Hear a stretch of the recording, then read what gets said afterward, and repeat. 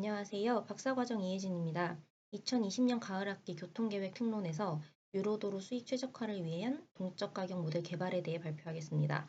서론 및 선행 연구 검토, 순서도 개발과 분석 결과, 결론 순으로 발표하겠습니다. 우리나라의 유로도로는 재정지원금을 통해 운영됩니다. 실제 통행료 수입이 목표 통행료 수입보다 적을 때 이를 MRG라고 불리는 재정지원금을 통해 보존하는 방식인데요. 이런 자금 제약 문제를 해결하기 위해서 정부와 사업자는 도로 이용자를 더 많이 끌어오려고 합니다. 하지만 도로 이용자가 많이 유입되면 도로의 속도, 통행 시간과 같은 서비스 수준은 낮아지게 됩니다.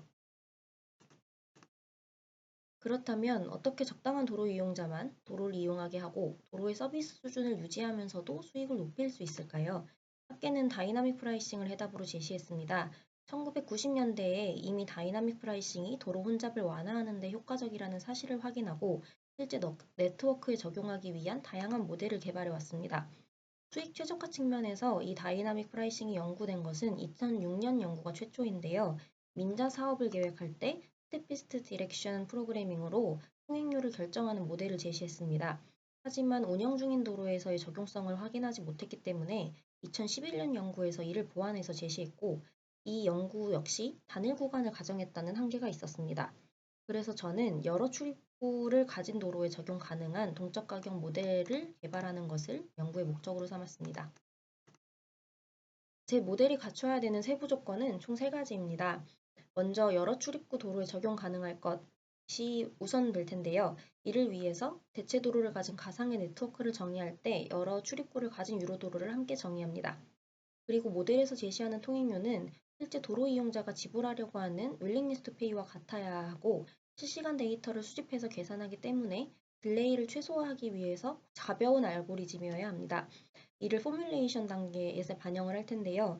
도로 이용자의 윌링리스트 페이를 가지고 통행료를 계산하기 위해서 도로 이용자가 유료도로를 선택할 확률을 로진 모델로 계산해서 이를 바탕으로 통행료를 교통량에 대한 함수로 정의를 할 예정입니다. 그리고 이 함수를 LP 문제로 풀기 위해서 피스와이즈 리니어 어프록시메이션 메소드를 적용을 해서 알고리즘을 단순화합니다. 마지막으로 시점 t에 따라 변화하는 프레임워크를 정의하게 됩니다. 이렇게 개발한 모델에 실제 교통량 데이터를 입력해서 통행료 수입 개선 효과를 확인하는 것이 저희 연구 결과가 될 것입니다.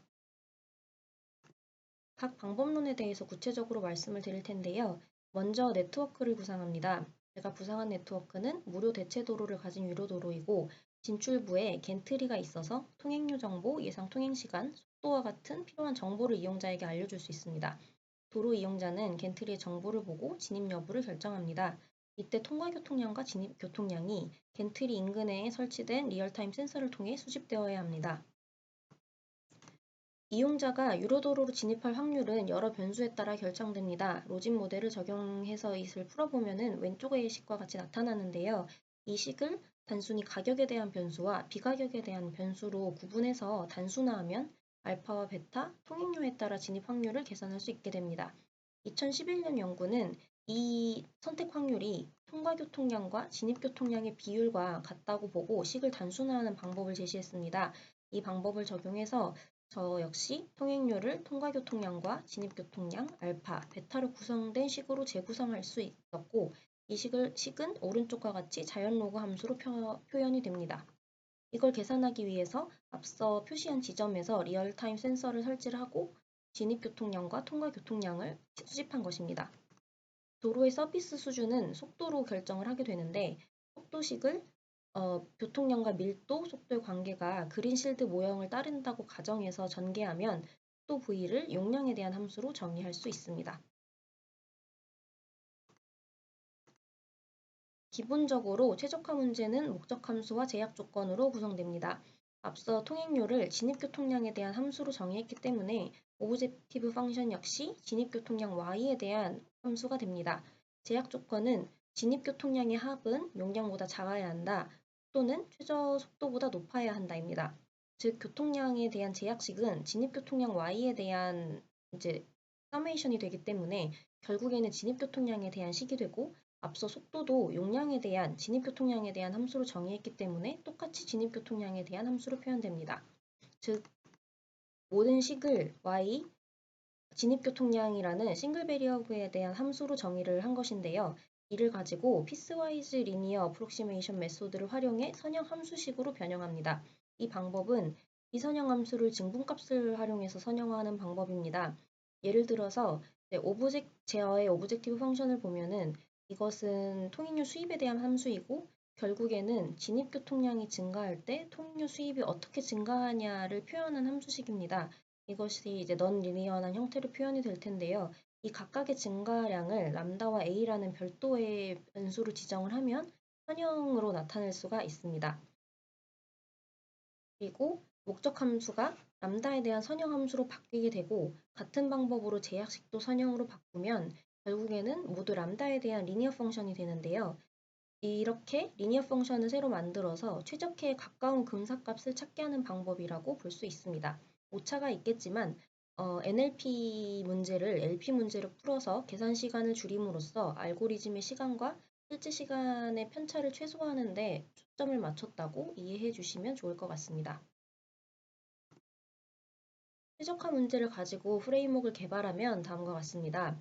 먼저 서비스 수준을 유지하기 위한 최소 속도 개수인 알파와 베타를 지정합니다.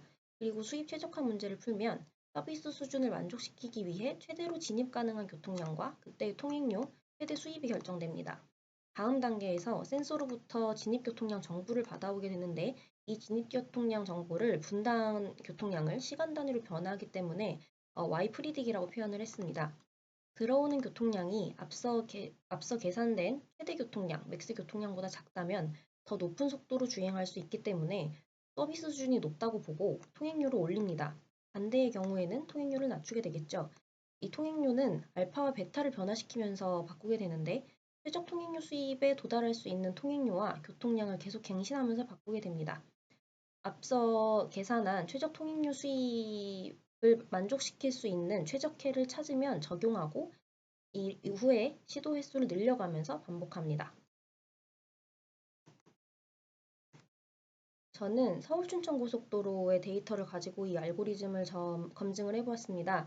대체도로의 교통량은 서울 춘천 인근의 DSRC 데이터를 활용해서 일부 서울 춘천 고속도로 첨두시의 교통량 추세와 비슷하게 보정을 했고요. 오전 첨두시 8시에서 9시까지의 데이터를 적용했을 때 추세를 살펴보았습니다.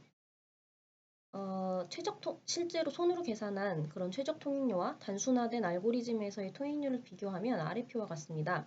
각 엔트리에서 10원 단위로 편차가 발생을 하고 있는데 대체로 5% 미만으로 작고 실제 도로에서는 1회 단위까지 통행료를 징수하지 않고 편의상 100원 단위로 징수하기 때문에 10원 단위 편차는 허용된다고 봤습니다. 진입교통량과 최적 통행량의 추세는 하단의 그래프와 같습니다. 맨 초기에, 그러니까 이터레이션 넘버가 0일 때 최대 통행량에서의 최적 통행료를 찾고 이후에 실제 진입교통량이 최대 통행량보다 적기 때문에 통행료를 증가시켰다가 통행량이 늘어날수록 통행료가 감소하는 추세를 보실 수 있습니다.